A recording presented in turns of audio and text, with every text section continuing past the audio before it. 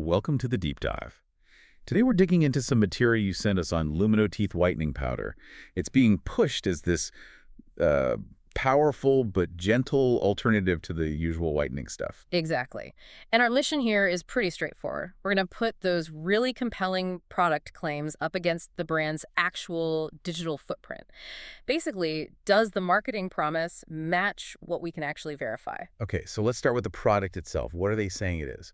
They're marketing it as peroxide-free, which is a big deal for a lot of people, Yeah. and they lean heavily on these two ingredients, PP+, and something called nanohydroxyapatite. Right. And for anyone who doesn't know, PP Plus is basically a non-peroxide oxidizer. It whitens without the harshness. And nanohydroxyapatite, that's a synthetic version of what your natural tooth enamel is made of. So the promise is zero sensitivity, fast results. And it's all backed by a 30-day guarantee. Yep. It sounds fantastic on paper, and to be fair, those ingredients are legitimate in oral care. But this is where we pivot to the background check.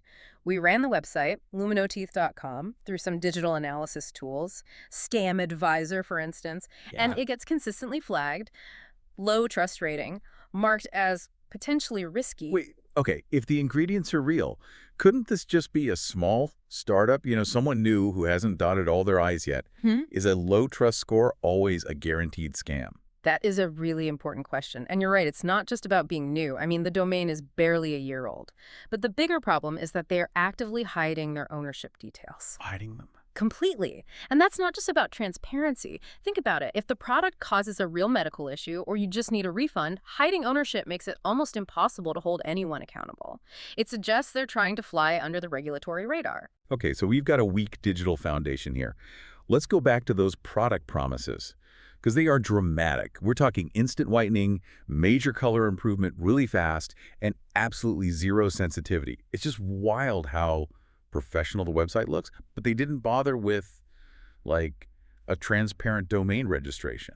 That contrast is the whole story. Whitening that dramatic and that fast, that's usually something you get from a professional dental treatment. And while the ingredients are good, the site offers zero, and I mean zero references to any independent clinical studies to back up their specific results. Which should be a huge alarm bell. A massive one, especially when the claims are that bold. And what about their reputation? Is there anything established? Nothing. We checked the Better Business Bureau. The listing is there, but it's unclaimed. There's no track record, no verified customer reviews.